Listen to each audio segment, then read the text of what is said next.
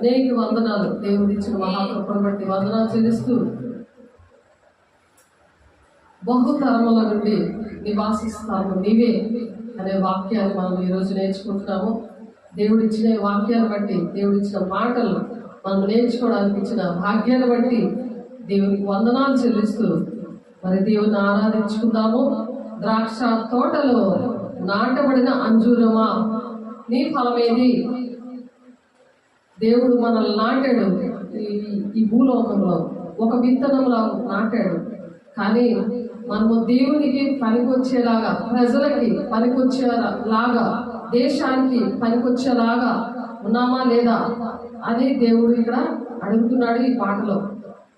కాబట్టి దేశం బాగుండాలి, కుటుంబాలు బాగుండాలి, అది మతం కులం భేదం లేకుండా దేవుడు అందరినీ ప్రేమించి ఆయన తన ప్రాణాన్ని పెట్టాడు. కాబట్టి ప్రాణం ఇచ్చి ఆయన రక్తము ద్వారా మనల్ని కొనుక్కున్నందుకు మనం ఏం చేసాం అని ద్రాక్ష తోటలో దేవుడు మనల్ని అంజూరపు చెట్టుగా నాటాడు. కానీ దాని ఫలాలేవి అని దేవుడు ఆశపడి ఈ మాటలు చెప్తున్నాడు. కాబట్టి ఆరాధిద్దాం, అలాగా దేవుడు మహిమపడదాం.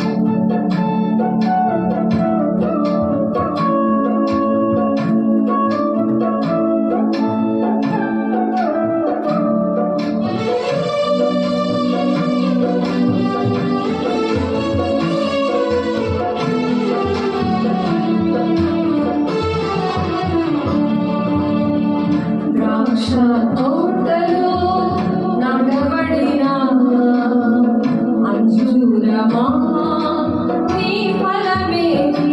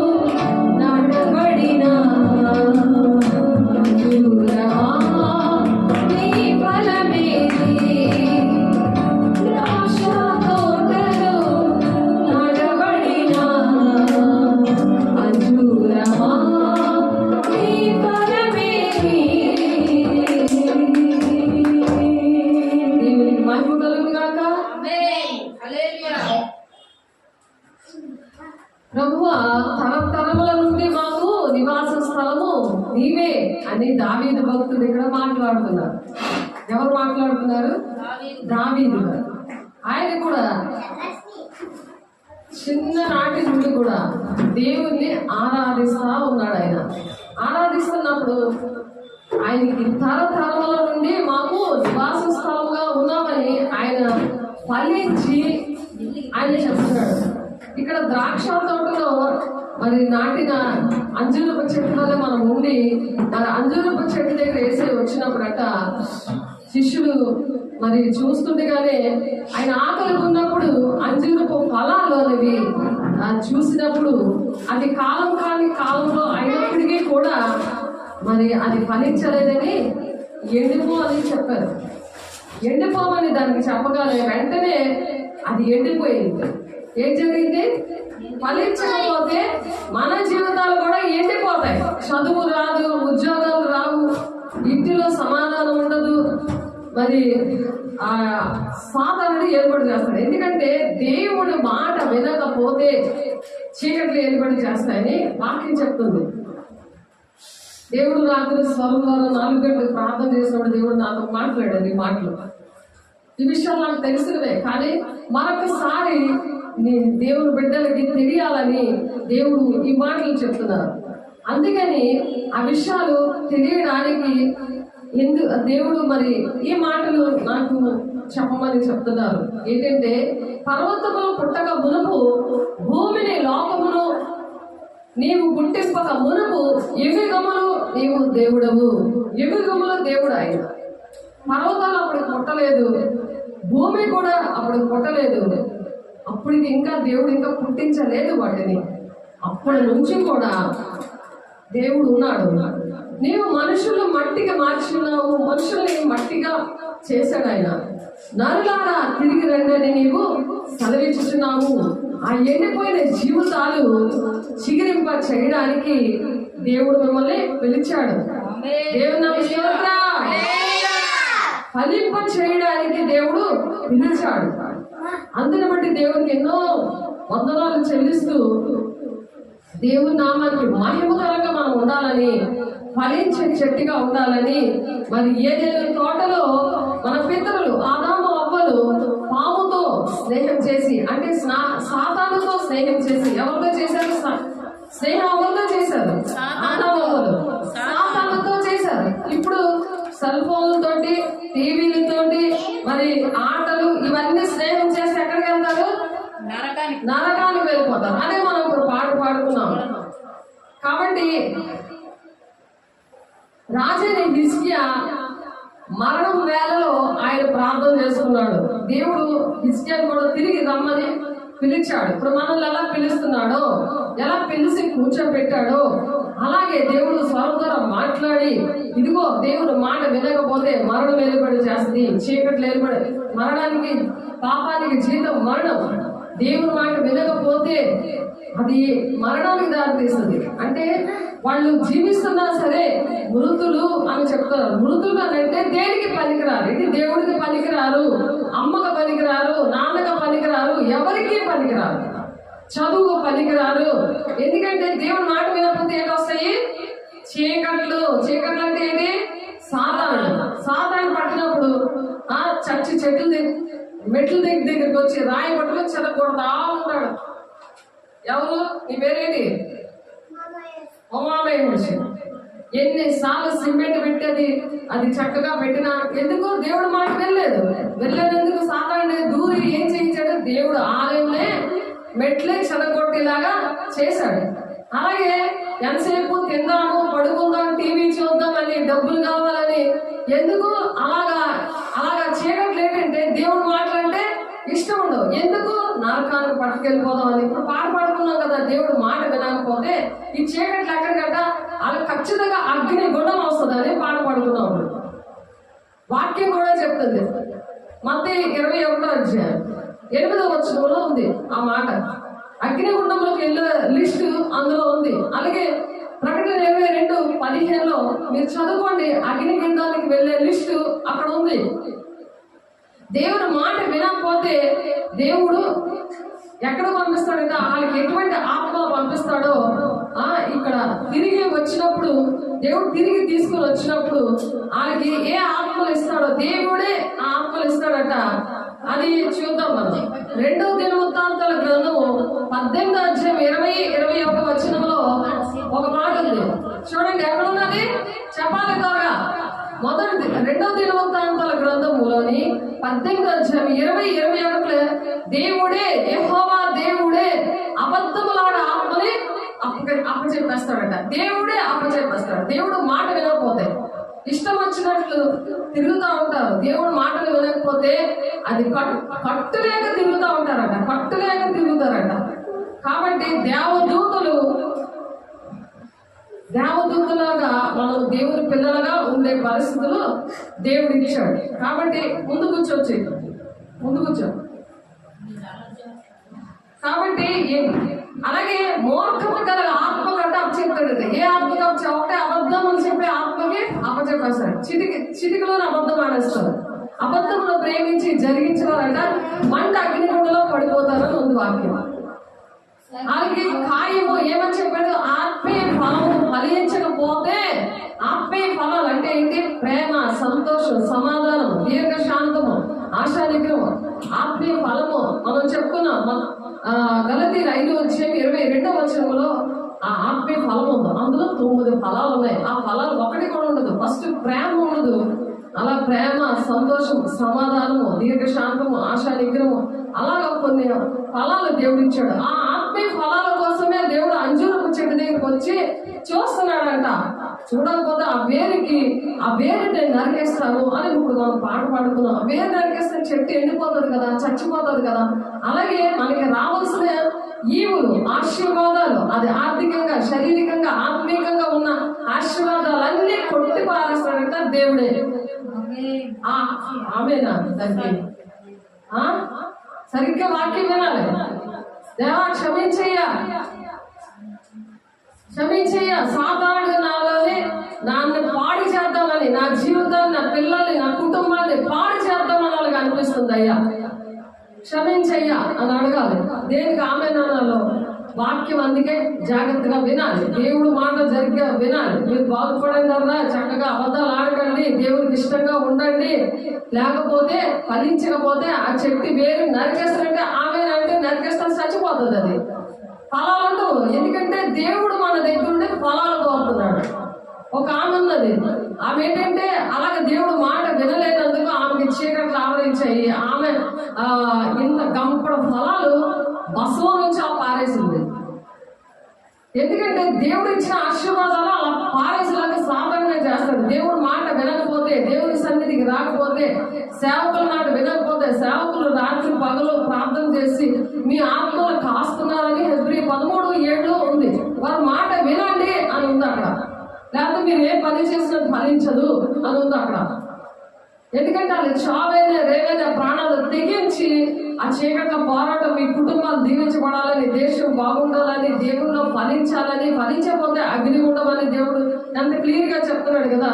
15 వచ్చేలో కూడా ద్రాక్షావళి నేను, తీగల మీరు, నాకు వేరుగా మీరు ఏమీ చేయలేరు, మీరు ఫలించలేరు అంటున్నాడు ఆయన. మరి ఆయన దగ్గరికి రావాలి కదా, ఆయన మాటలు వినాలి కదా. మంచి చాక్లెట్లు, మంచి ఐస్ క్రీమ్లు ఇవన్నీ కావాలంటే దేవుడి దగ్గరికి రావాలి. అప్పుడు మీ తల్లిదండ్రులకి దేవుడు అన్ని ఇస్తాడు, ఆశీర్వదిస్తాడు. ఆ మాటలు వింటే అప్పుడు వస్తాయి అన్ని. చదువేంటి, పొట్టిగా ఉన్నవాడు పొడుగ్గా ఎదగడం ఏంటి, మంచి ఇంజనీర్లుగా, మంచి డాక్టర్లుగా ఉండే దేవునికి, ప్రజలకి, అనేక మందికి దీవెనకరంగా ఉండాలని దేవుడు ఆశపడి ఫలించండి అని చెప్తున్నాడు ఆయన. సాతాను ఏం చేస్తాడు, దేవుడు మాటలు వినకపోతే దేవుడే చీకట్లో పంపిస్తాడంట ఆ మనుషుల దగ్గరికి. ఒకటి మనం అబద్ధం చెప్పే ఆత్మ. 2వ దినవృత్తాంతాలు 18వ అధ్యాయం 20-21 మనం అది అక్కడ ఉన్నది, మీరు చూడండి. ఎందుకంటే టైం లేదు కాబట్టి. యెహోవా దేవుడేనంట అటువంటి ఆత్మను వాళ్ళ మీద కుమ్మరిస్తాడట. నువ్వు ఎవరి దగ్గరికి వెళ్తున్నావో, ఎవరి నీకు బాగు చేస్తున్నారో వాళ్ళ మీద కుమ్మరిస్తే వాళ్ళే నిన్ను అలా నడిపించేలాగా చేస్తాడంట. మీరు ఎక్కడికి వెళ్తున్నారో, ఏ బాగు పెడుతున్నారో కూడా వాళ్ళలో ఎవరున్నారో తెలుసుకోవాలంటే మీరు ఫలించాలి. మీరు ఫలిస్తే అసలు మీకు బాగు చేస్తున్న వాళ్ళు కూడా వాళ్ళు ఎవరో మీకు చూపిస్తాడు. మరి బాప్తీసం మనం తీసుకుంటే పొగల్లాగా వెళ్ళిపోయింది, చీకట్లు వెళ్ళిపోయాయి. ముగ్గురికి బాప్తీసం ఇచ్చినప్పుడు వాళ్ళలో చీకట్లు వెళ్ళిపోయాయి. మరి చీకట్లు వెళ్ళిపోవడం, దేవుడు వెలుగు ఆవరించడం అన్ని కూడా ఎవరు మిమ్మల్ని నడిపిస్తున్నారో తెలుస్తుంది. వాళ్ళు అబద్ధాలు ఆడిన వాళ్ళ దగ్గర నుండి చీకట్లు మామూలు ఇంట్లో మునిగి వచ్చేస్తారు, అంత వేస్ట్. అలాగే నేను 8వ క్లాస్లో మా డాడీ తీపిచ్చాడు. నా జీవితం అలాగే అయిపోయినప్పుడు, నేను దేవుడి దగ్గర జీవితం అంకితం చేసినప్పుడు దేవుడు నాకు ఆ భక్తి నేర్పించారు, ఫలించడం అంటే నేర్పించారు. ప్రజలు ఎలా బంధకాలు ఉంటే వాళ్ళ హృదయాలు ఎలా కట్టాలో నేర్పించారు. అది మన మతం కులం భేదం లేకుండా వాళ్ళు ప్రేమించి వాళ్ళ కోసం ప్రార్థన చేయడం, వాళ్ళు ఫలించేలాగా వాళ్ళ అభివృద్ధి చెంది భూమిని నిర్ణయించండి అని దేవుడు ఆర్డర్ ఇస్తాడు. ఆదికాండము 1:28 పురుగులతో సహా మీరు ఎలాంటి ఒక రాజును ఇచ్చాడు. మనం రారాజు బిడ్డలుగా ఉండాలని, ఇలా చెప్పి అడుగుని బతుకు కాదు. రారాజు బిడ్డలంటే రాకుమార్తెలాగా కుమారులుగా ఉండాలని దేవుడు చెప్తుంటే, దుష్టుడు ఏంటంటే దేవుడు మాటలు వినకుండా దుష్టుడు పక్కన కూర్చొని నిన్ను మాటలు వినకుండా నువ్వు కూడా సాతాను అయిపోవాలని వాడు కంకణం పట్టుకుంటాడు. ఎందుకంటే దేవుడు మాటలు చెవులు లెక్క పెట్టుకొని వినాలి తెలుసా. ఫలించలేకపోతే, దేవుడు మాట వినకపోతే వచ్చే సాతాను ఆత్మలు దేవుడే పంపిస్తాడు. అవేంటంటే అబద్ధాలు చెప్తారు, సినిమాలు చూస్తారు, టీవీలు చూస్తారు, సెల్ ఫోన్ అడుగుతారు, సెల్ ఫోన్ పిచ్చి ఉంటారు వాళ్ళకి.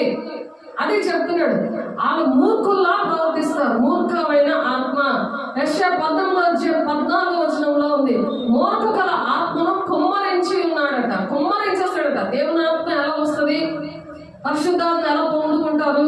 దేవుని మాట వినకుండా, సేవకుల మాట వినకుండా తిరుగుబాటు చేసే స్వభావం ఉన్నప్పుడు సేవకుల్ని పిచ్చి చేసేస్తుంది అది.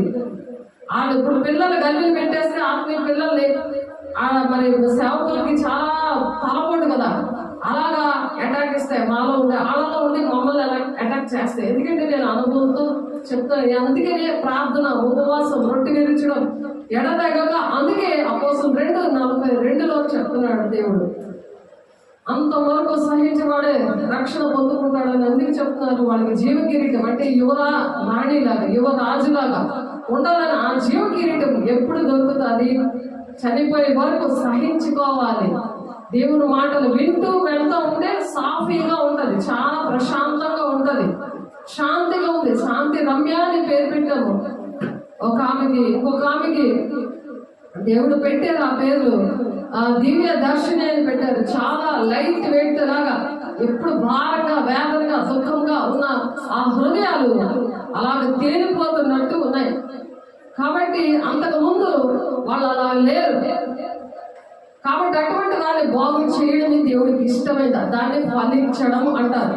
ఎన్ని ఆత్మలు ఏది నీ ఫలం ఏది అని అడుగుతున్నాడు ఆయన. ద్రాక్ష వల్లిలో, ద్రాక్ష తోటలో నేను ద్రాక్ష తోటలో నాటిన అంజూరం చెట్టుని అడుగుతున్నాడు. ఏది నీ ఫలం ఏది అని అడుగుతున్నాడు దేవుడు. ఏం సమాధానం చెప్తావు? ఎంతమందిని రక్షించామని చెప్తావు?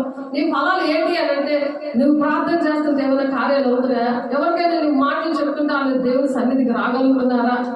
ఎవరిని రక్షించగలుగుతున్నా? నీ మాటలు, నీ పాటలు ఎలా ఉన్నాయి? నీ క్రియలు ఎలా ఉన్నాయి? అది రోజు దేవుడు ఆ ఫలాల కోసమే దేవుడు ఆశిస్తాడు. మనం దేవునికి ఇష్టంగా ఉంటే మీరు ఏది కావాలంటే అది నేను ఇస్తాను అంటున్నాడు. ఇష్టంగా లేకుండా ఆయన ఇవ్వడు. పుట్టిన ప్రార్థన చేసుకుంటే వేస్ట్, వచ్చి చర్చికి రావడం వేస్ట్. దేవుడు ఆజ్ఞలు మనం పాటిస్తాం, కానీ దేవుడిని ఫలించామా లేదా? అందరూ చేస్తారు, దండం పెట్టుకుంటారు, దేవుడికి ఇష్టపడతారు, కానీ మనం ఏ మంచి క్రియ చేసామో అది దేవునికి నచ్చిందా లేదా, ఆయనకి ఇష్టంగా మనం బ్రతుకుతున్నామా లేదా అనేది మనము ఆలోచించుకోవాలి. ఏదైనా తోటలోనంట మరి ఆదాము అవ్వదు ఆ సర్పం అనే సాతంతో స్నేహం చేసినప్పుడు దేవుడు వాళ్ళకి దూరం అయిపోయాడు. కానీ దేవుడు ఉన్నాడు కదా అని ఆ చెట్టు చాట నుండి మాట్లాడుతున్నారు. అంటే దూరం అయిపోతే ఆ వస్త్రాలు లేవు, వాళ్ళకి రక్షణ వస్త్రాలు కోల్పోయారు, వాళ్ళు దిగంబరిగా ఉన్నారు. అందుకని కళల్లో దిగంబరిగా ఉన్నట్టు చూపిస్తూ ఉంటారు. అంటే పనికి రాని జీవితం, అంటే ఇంకొకరికి దేవుని అభిషేకం ఉండదు, ఇంకొకరిని రక్షించలేరు. పరిశుద్ధాత్మ పొందుకోకపోతే ఇవి అర్థం కావు. అందుకనే ఆత్మ లేనివాడు నావాడు కాదని దేవుడు ఎందుకు కన్ఫామ్ గా చెప్పేశాడంటే, పరిశుద్ధాత్మను పొందుకుంటే క్రియలు తెలిస్తాయి, మన మాట మారిపోతుంది, మన పనులు మారిపోతాయి. ఒక త్యాగం దేవుని మాటలు వినడానికి, దేవుని సేవకులు లోబడ్డానికి అలాగా ఉన్నామా లేదా అది తెలిసిపోతాయి. అవే ఫలాలు అనమాట. మన క్రియలు ఎలాగున్నాయి, మన లైఫ్ స్టైల్ ఎలాగుంది, మనం ఎలా జీవిస్తున్నాం అవి తెలిసిపోతాయి. అలాగే రాజైన హిజ్కియా మరణపు వేళలో అంజూర ఫలము మరణకరమైన రోగము నుండి విడిపించింది. ఆ పండు ఎలాగైతే పని చేసాయి, ఆ మరణకరమైన రోగముతోటి ఆ అంజూర పండు అవి బాగు చేసేట ఆ మరణాన్ని నుండి విడిపించింది. అలాగే మనం కూడా అంజూరపు చెట్టులో మనం ఒక ఫలంగా ఉన్నామనుకోండి, అనేకమైన బిడ్డలు మరణానికి దగ్గరైపోతున్నారు. పాపానికి జీతం మరణం కదా. ప్రతిదీ మూర్ఖమైన ఆత్మ, అబద్ధాలు చెప్పే ఆత్మ, భ్రష్టాత్మ. మరి రోమ 1:28 ఉంది, వాళ్ళు చేయరాని కార్యాలకి దేవుడే అప్పచెప్పేస్తున్నాడట. మరి రోమ 1:24 దేవుడికి చోటు ఇవ్వకపోతే సాతానికి అప్పచెప్పేస్తాడట. మీరు ఆలోచించాడు, దేవుడికి చోటు ఇస్తారా ఇవ్వరా? సాతాన్ చేతిలో ఉంటారా? శాఖలు సాతాన్ చేతిలో ఉంటావా? దేవుడు చేతిలో ఉంటావా? యేసుదాసు ఎవరి చేతిలో ఉంటారు? దేవుడికి చోటు ఇస్తారా లేదా? అందుకే వాక్యం నేర్చుకోండి. వాక్యం మీరు కంఠస్థ పెట్టండి అని చెప్తున్నాను. రోజు చర్చ తెరిచే ఉంటది, రండి అని చెప్తున్నారు అమ్మ. నేను చెప్తున్నాను, మరి మీరు వింటే మరి సాధారణ మీలో ఉంటే మరి ఎదుగుదల అనేది ఉండదు కదా. మరి ఎఫ్ఎస్సి 4:15 ఉంది కదా, క్రీస్తు కలిగిన సంపూర్ణత గలవార మగవారు అన్ని విషయాల్లో మీరు ఎదగండి అంటున్నాడు. మరి ఎదగడానికి దేవుడు ఇక్కడ రండి అని పిలుస్తాడు. నీ మనుషులు మట్టికి మార్చున్నావు, నరులారా తిరిగి రండి అని నువ్వు సెలవిస్తున్నావు. అలాగా దేవుడు పిలుస్తున్నాడు. అలా పిలుస్తుంటే బండి తీయాలి.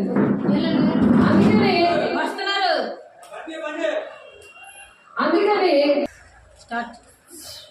కాబట్టి తిరిగి రండి అని దేవుడు సెలవిస్తున్నారు. దేనికి తిరిగి రండి? ఆ చెత్త జీవితాల నుండి, దేవుని సన్నిధిలో బొబ్బులుగా ఆ సైతాన్ని జీవితం దాని నుండి దేవుడు ఒగ్గరతో వస్తుంది.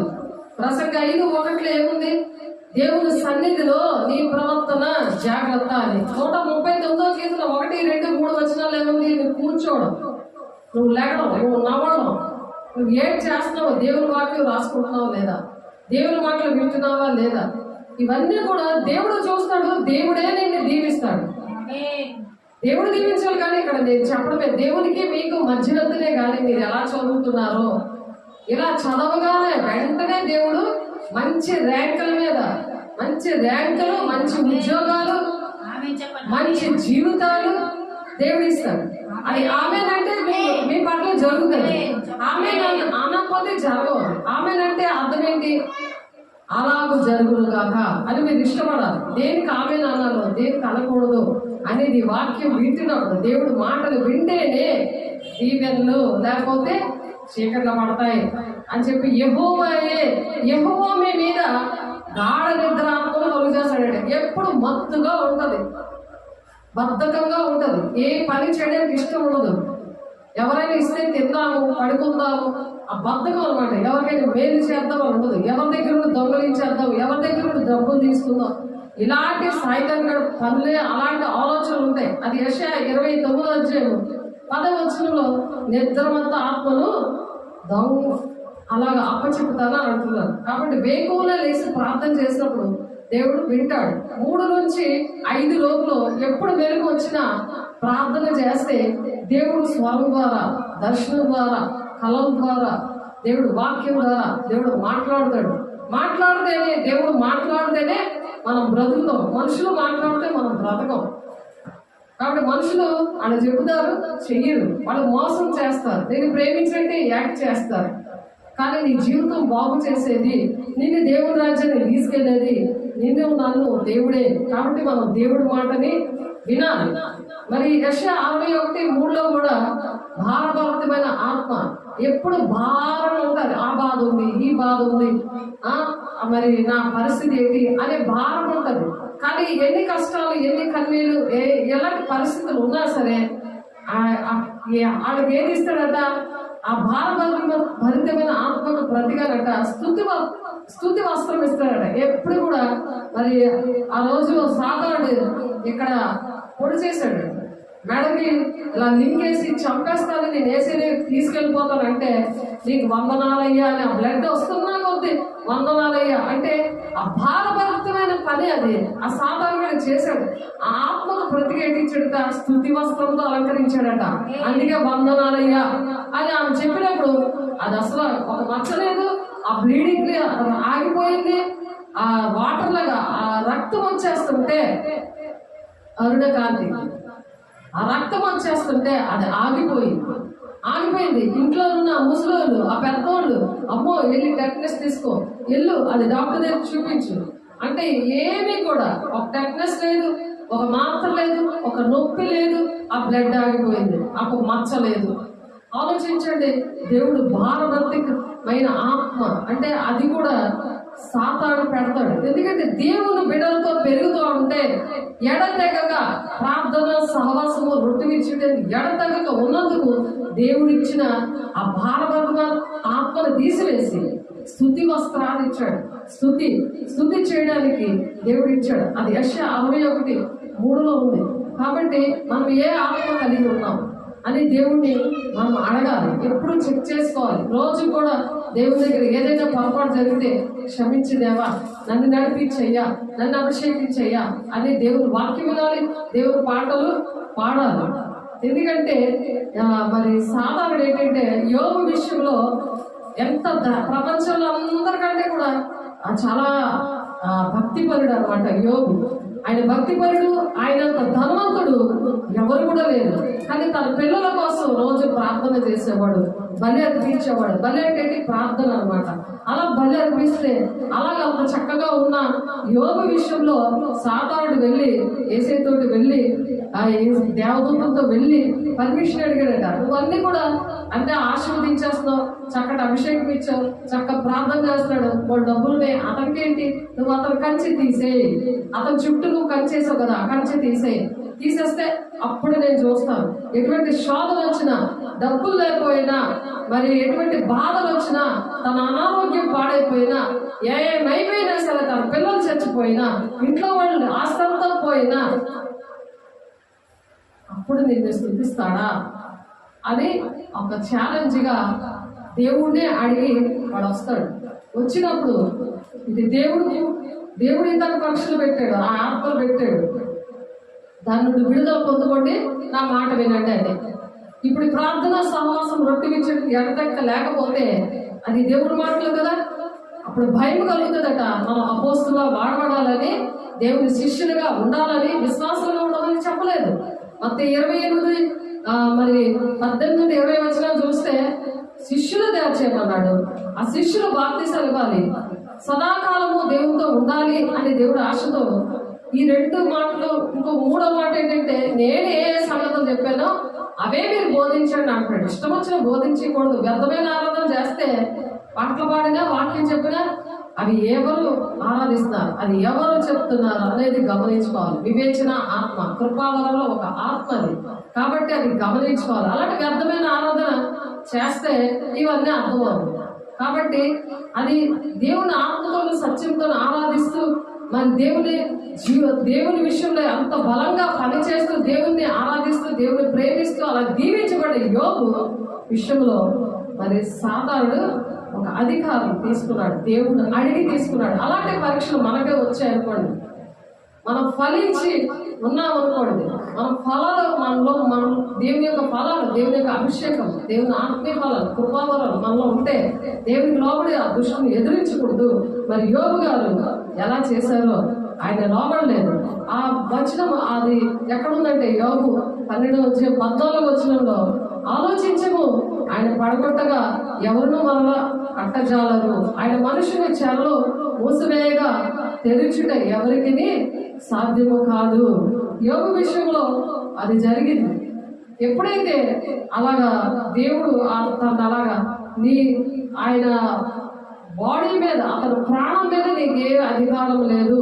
కానీ తన రాజ్యం తీసుకుని, తన పిల్లల విషయంలో, తన ఆస్తి విషయంలో, తన బాడీ విషయంలో అన్నింటిలో నీకు అధికారం ఉంది. కానీ తన ప్రాణం మీద నీకు అధికారం లేదు అని సాతానుకి చెప్పి, నీ ఇష్టం, నా బిడ్డ ఎప్పుడు కూడా నా బిడ్డే ప్రతి విషయంలో నిలబడతాడు అని దేవుడు అలాగా నమ్మకంగా చెప్పుకున్నాడు. అలాగే మన కోసం కూడా అలా నమ్మకస్తులా మనం ఉంటే ఫలవంతంగా ఉన్నట్టు లెక్క. లేకపోతే ఫలాలు లేనంటే ఈ రోజు ఒకలాగా రేపు ఒకలాగా, మరి కాసేపు తిరగబడ్డం దేవుడి మీద, సాగుల మీద, కాసేపు ఏమో నేను రాను అనడం, అది దేవుని వాక్యం వింటుంటే నేను వెళ్ళిపోతానంట. ఇవన్నీ కూడా దేవుడు వింటుంటాడు. దేవుడి దగ్గర ఉంది కదా మనకి దీవెనలు రావాలి. మనం మరి అలాంటి శ్రమలు ఓర్చుకున్నాడు యోబు. సాతాను దగ్గర అధికారం తీసుకుని వచ్చి అలా హింసిస్తున్నాడు. కానీ ఎప్పుడైతే తన భార్య కూడా నువ్వు మూర్ఖురాలా మాట్లాడద్దు అని అన్నాడు భార్య. ఎందుకంటే అలాంటి దేవుడు నీకేట్ చేశాడు, నీకు ఇంకా సిగ్గు రాలేదా, అతన్ని దూషించి నువ్వు, దేవుడు దూషించి నువ్వు చచ్చిపో, ఎందుకు అలాంటి బ్రతుకు అని భార్య అన్నప్పుడు నువ్వు మూర్ఖురాలాగా మాట్లాడద్దు అని చెప్పి అతనికి ఆమెకు చెప్తాడు. ఇంకా స్నేహితులు కూడా అలాగే అంటుంటే స్నేహితుల కోసం ప్రార్థన చేస్తాడు. ప్రార్థన చేసినప్పుడు దేవుడు ఎలా దీవిస్తాడంటే ఎప్పుడూ లేనట్టుగా, ఇప్పుడు ఎన్నున్నాయి, ఎంత ధనం ఉన్నదో దానికి రెట్టింపు. ఇప్పుడు పిల్లలు ఎలా ఉన్నారో దానికన్నా అందమైన పిల్లలు, మరి రెట్టింపట డబుల్ బ్లెస్సింగ్ ఇస్తాడు, రెండింతల ఆశీర్వాదం ఇస్తాడు. ఆ శ్రమలు తట్టుకున్నప్పుడే దేవుడు మనల్ని రెండంతలుగా ఆశీర్వదిస్తాడు. ఇప్పుడు అటువంటి శ్రమలు దేవుడైనా దెయ్యమైనా పెట్టినప్పుడు ఆ శ్రమల గుండా మనం అలాగే పరలోక రాజ్యానికి వెళ్తాము, శ్రమల గుండానే వెళ్తాము. అందుకనే కొద్దిమంది భయపడద్దు. దేవుని రాజ్యానికి వెళ్ళే మార్గము ఇరుకు మార్గం, ఇది మతము కాదు. ఎంతమందిని అయితే దేవుని రాజ్యాన్ని నడిపిస్తారో మీరు ఆకాశంలో నక్షత్రాల్లా ప్రకాశిస్తారంట. ఇప్పుడు సినిమా స్టార్లు ఎంట పడి అవి చూస్తున్నారు. వాళ్ళు ఏంటంటే వాళ్ళ జీవితాలు ఎంత ఘోరంగా ఉంటాయి. ఎంతమంది మరి హత్య చేసుకొని ఆత్మహత్యలు చేసుకున్నారు. వాళ్ళకి క్యారెక్టర్ లేకుండా ఎలా ఉన్నారు, ఉన్నప్పటికీ కూడా సాతాను ఎలాగా వాళ్ళు ఎంతో మంది వేసేది నమ్ముకున్నారు, దేవుడిని నమ్ముకున్నారు. కానీ ఇది లోకము, దేవుడు ఉండి నడుస్తున్నారు. అలా మనం ఉండకుండా నిజమైన స్టార్, ఒరిజినల్ స్టార్ ఏంటంటే నేనే మార్గము సత్యము జీవమై ఉన్నాను, నా ద్వారా తప్ప ఎవడనో తండ్రి వద్దకు రాడు అని కన్ఫర్మ్ చేశాడు. ఆ మార్గంలో మనం నడుస్తా మన కుటుంబాన్ని, మన దేశాన్ని, మన సంఘాన్ని, సార్వత్రిక సంఘాన్ని, మన స్థానిక సంఘాన్ని తీసుకువెళ్ళాలని నా మాట వినండి. నా మాట వింటే, నా మాటకు లోపడితే దుష్టుడి మీద అధికారం ఇస్తాడు. దుష్టుడి మీద ఎలా ఉంటారు? ఇప్పుడే ఒక దుష్టుడు వచ్చాడు. ఆ దుష్టుడు ఎలా ఉంటే ఎలా వెళ్ళిపోయాడు, అల్లరి చేసిన ఎలా వెళ్ళిపోయాడు, వేసే రక్తము ద్వారా విడుదల వచ్చింది. యేసు నామములో ఆ రక్తాన్ని జలగాలి, ఆ పరిశుద్ధ జలము జల్లండి అని ఉంది హెస్కేల్ గ్రంథంలో.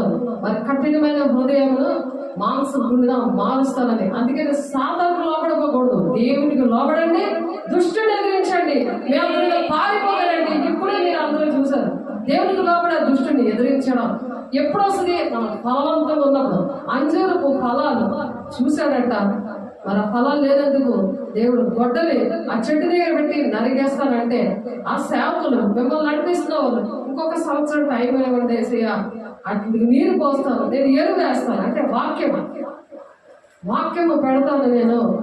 ఆ వాక్యం ద్వారానే ఆ చెట్టు ఫలిస్తుంది. చెట్టు అంటే మనిషికి సూచన. అది నెబుకద్నెజరు కలలో దేవుడు చెప్తారు, అక్కడ చూపిస్తారు. ఆ చెట్టు నశించిపోతుంది. 12 నెలలకి దేవుడు అతనికి చెప్పిన ఆ కలలో అతను సరి చేసుకోడు, పశువులో గడ్డి వేస్తాడు. దేవుడి మాట వినకపోతే అటువంటి నష్టాలు వస్తాయి. ఎప్పుడైతే దేవుడి మాట విన్నాడో మనిషి పశువు మనసు తీసివేసి ఆ మానవ మనసు దేవుడు పెడతాడు. అలాగే ఆ నెబుకద్నెజరు తన హిందువుడైన రాజుని దేవుడు ఆ విధంగానే దీవిస్తాడు. కాబట్టి అందుకే నీవు మనుషుని మట్టిగా మార్చి ఉన్నావు, నరులారా తిరిగి రండి దేవుడు సమరిస్తున్నాడు. ఎవరైతే మారు మనసు లేకుండా, ఫలాలు లేకుండా, దేవుడు మాట వినకుండా ఉన్నారో వాళ్ళ విషయంలో దేవుడు ఎంతో ఆశపడి ఈ మాటలు చెప్తున్నారు. మరి అందుకే ఇక్కడ మనం పాడుతున్నాం, ఆత్మీయ ఫలం ఫలించకపోయినచో ఏం జరుగుతుందట, వేరున ఉన్నది గొడ్డలి, వేరు దగ్గర కరెక్ట్ వేరు దగ్గర పెట్టాడు. వేరు దగ్గర కొడత ఏంటవుద్ది, ఆ గొడ్డలతో దేవుడు కొడతాడు. ఆ వేరు కట్ అయిపోతే ఆ చెట్టు ఎండిపోతుంది. అంటే ఎండిపోయిన జీవితం, చదువు రాదు, డబ్బులు ఉండవు, నువ్వు దేనికి ఇంటికి పనికిరావు, మరి ఒంటికి పనికిరావు, దేశానికి పనికిరావు, ఎవరికి పనికిరావు. అందుకనే దేవుడు ఏం మాట్లాడు, నువ్వు జీవిస్తున్నావు కానీ నువ్వు మృతుడమే. పుట్టిన డబ్బులు కష్టపడినా చిన్న సంచిలోకి వెళ్ళిపోతాయి, చదివినా గుర్తుండదు, మరి ఎదుగుదల ఉండదు, పుట్టలాగే ఉంటారు. అందుకే చక్కగా దేవుని ఆరాధిస్తుంటేనంట దుష్టుడు ఎవరు కూడా తరమకుండానే ఆయన పరిగెడతాడు, ఎవరు చెప్పక్కర్లేదు, అలా పారిపోతాడు. అలా అందుకని ఇక్కడ ఆరాధన జరగాలి. ఎప్పుడు ఎక్కడ ఉన్నా సరే సెల్ ఫోన్ దేనికి వాడాలి, దేవుడు మాటలు వినడాలి.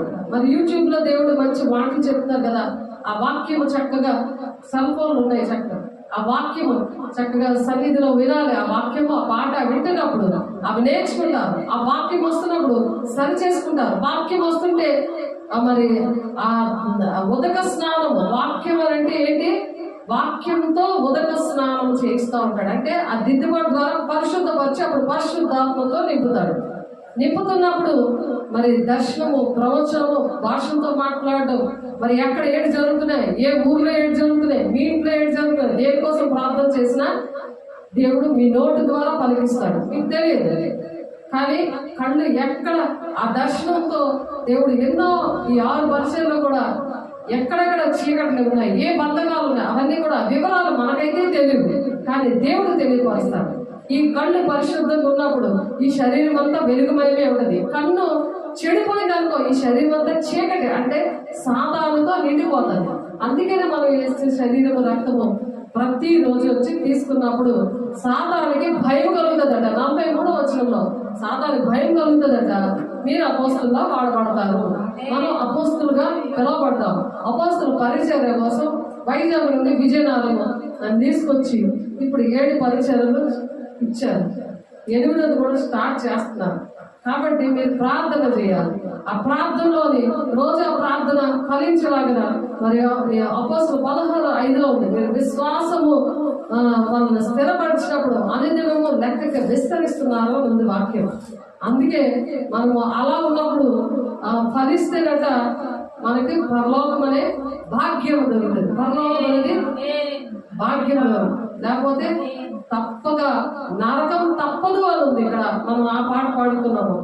కాబట్టి మనం ఏ విధంగా ఉన్నాం అని ఆలోచిద్దాం, సరి చేసుకుందాం, దేవునికి ఇష్టంగా జీవించాలని.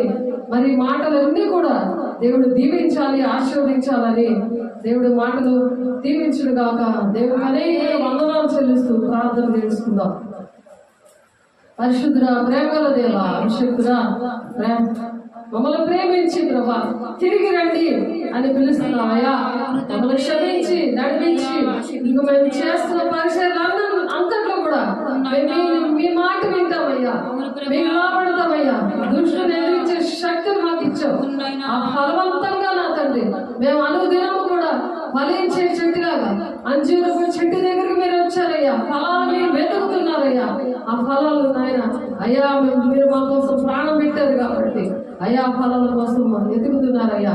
అయ్యా మరి నాయన అనేక మంది అయ్యా అనారోగ్యాలతో, ఆర్థిక ఇబ్బందులతో అయ్యా తండ్రి చీకటి బంధకాల్లో నలిగిపోతుంటే వారి కోసం మేము బ్రతకాలని, వారిని విడిపించాలని, ఈ రాజ్యాన్ని తీసుకురావాలని, అది మతం కులం భేదం లేకుండా మా దేశం అయా సార్వత్రిక సంఘం అయ్యా మరి నాయన అయా స్థానిక సంఘం మీరు దీవించి ఆశీర్వదించాలని మాకు మాటలు చెప్పినందుకు మీకే వందనాలు, స్తోత్రాలు చెల్లిస్తూ మేము నవ్వబడి అయా తండ్రి మేము ఫలించే బిడ్డలుగా మీ సాక్షిగా మమ్మల్ని నిలబెట్టుకుంటున్నందుకు వింటున్న ప్రతి ఒక్క బిడ్డని, చేతులెత్తిన ప్రతి ఒక్క బిడ్డని మీరు అట్టి పరిస్థితులన్నీ వారికి ఇచ్చి ఫలించే బిడ్డలుగా మీరు దీవిస్తున్నందుకు, ఆశీర్వదిస్తున్నందుకు ప్రభా మరి నాయన అయా కీర్తన 90వ అధ్యాయంలో తరతరాల నుండి మాకు నివాస స్థలము నీవే అని చెప్తున్నాను ప్రభా.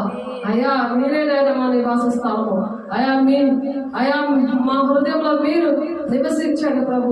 అయా మాలోకి రండి ప్రభు. అయా మీరు వచ్చినప్పుడు ప్రభు మమ్మల్ని నడిపిస్తారయ్యా. అయా మమ్మల్ని నడిపించండి అయా. నీ సాక్షిగా నిలబెట్టుకోండి.